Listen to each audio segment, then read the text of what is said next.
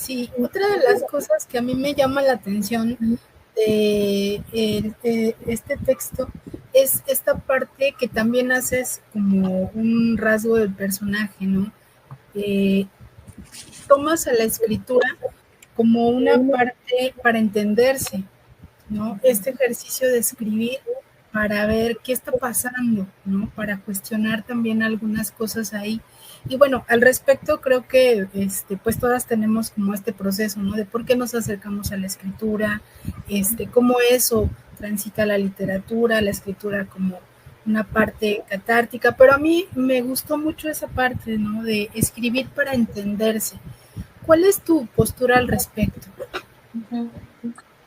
Mira, creo que esto viene de muchos años atrás, ¿no? O sea, cuando yo empecé más bien a estudiar literatura,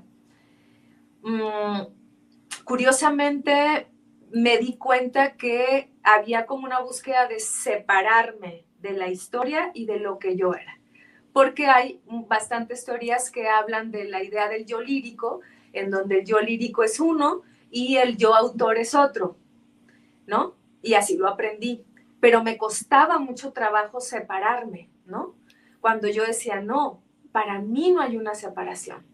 Hay una proyección, digamos, de mi propia existencia y de mi mirada del mundo. No me puedo separar de ahí, ¿ok? Y yo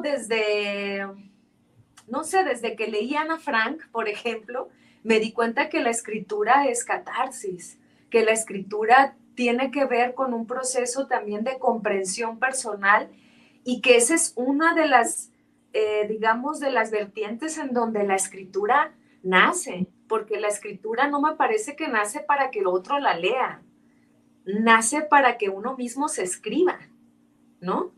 Esa es mi idea, ¿no? O sea, incluso yo digo, yo tengo una hipótesis en donde creo que las primeras pinturas que existen en cuevas nos pueden estar hablando de un deseo y de una ficción, porque hemos dicho que es una historia donde retratan que es el ser humano cazando. Y yo digo, pero ¿qué tal si era su idea de que algún día lo iba a hacer? O sea, ¿por qué asumimos eso? ¿No? Entonces creo que en la parte de la escritura primero empieza como, bueno, primero empezamos, digamos, a que sean pocos los que escriben y a partir de eso, más bien somos escuchas de las historias del otro, pero el que escribe, los que empiezan a escribir es desde su propia mirada, solo que eso cuando ya lo trabajamos desde el ámbito de una literatura donde el yo lírico se tendría que separar, hay una decisión ahí.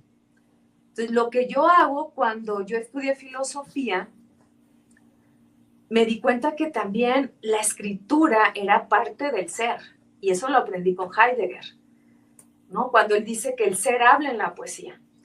Y yo dije, claro, yo no soy poeta, pero sí decía, no solo en la poesía, no, en el arte en general, el ser está hablando. Esa parte, digamos, de mi existencia profunda y sabia está en la palabra, está en el lenguaje. Y cuando yo ya estudio la parte de la psicología y la psicoterapia, me doy cuenta que la escritura muchas veces es un lenguaje que se ha dejado de usar, pero Freud lo usaba, pero se ha dejado de usar para nada más quedarnos en la oralidad. Y es donde yo empecé a hacer, de hecho, mi tesis sobre psicoterapia fue en un grupo donde yo propuse hacer una escritura terapéutica, pero de ficción, no un diario, no una carta. Y entonces, a partir de un personaje, tú te vas hablando y vas resolviendo conflictos que en la vida real no puedes porque hay un sentido de encarnación del momento que no puedes. Pero cuando te separas y lo ves a través de un personaje, a veces es más fácil solucionar un nudo existencial que estaba ahí desde hace mucho tiempo.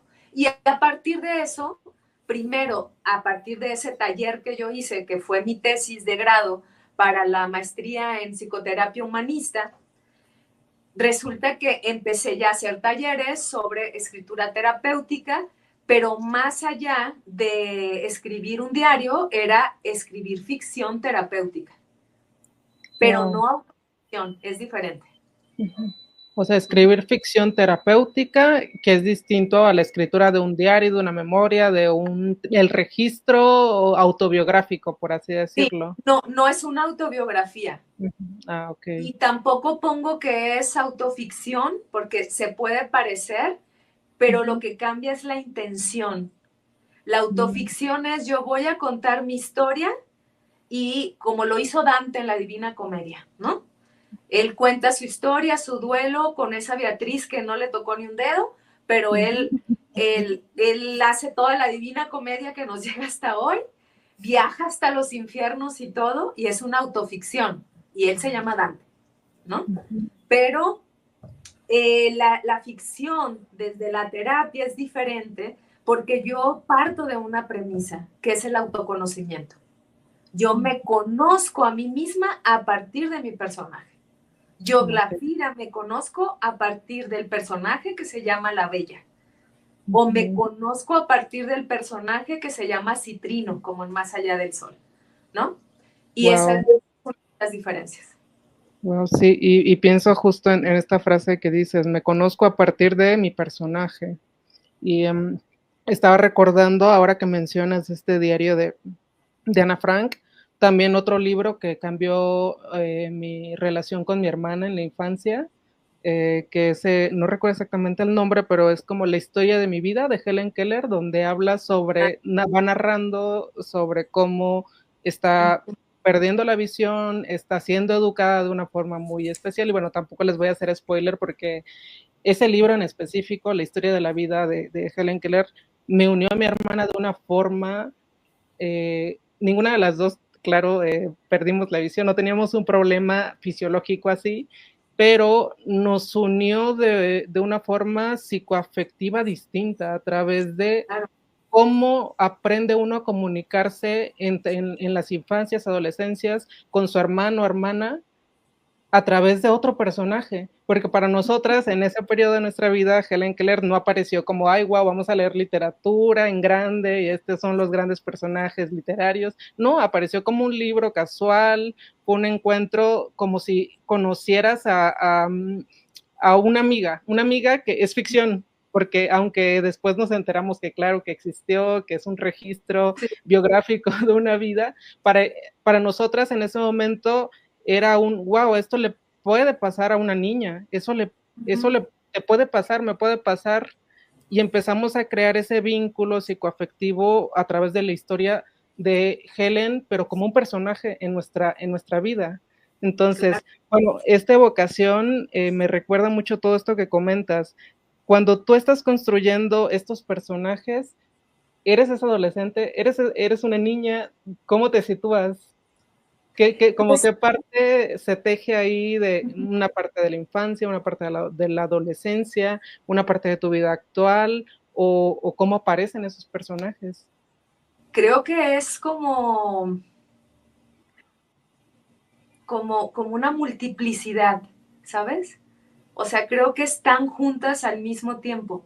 Suena raro, ¿no? Porque es como escribe la autora, escribe la adolescente, escribe la niña, escribe... Creo que digamos, son las voces a través del tiempo de todos los constructos, las creencias, quienes están ahí presentes, ¿no? Susurrando de alguna manera, pero al mismo tiempo es el artificio del escritor, de la Glafira escritora, ¿no? Que va, claro, utilizando herramientas literarias para que esto se vaya fusionando, ¿no? Y funcionando también.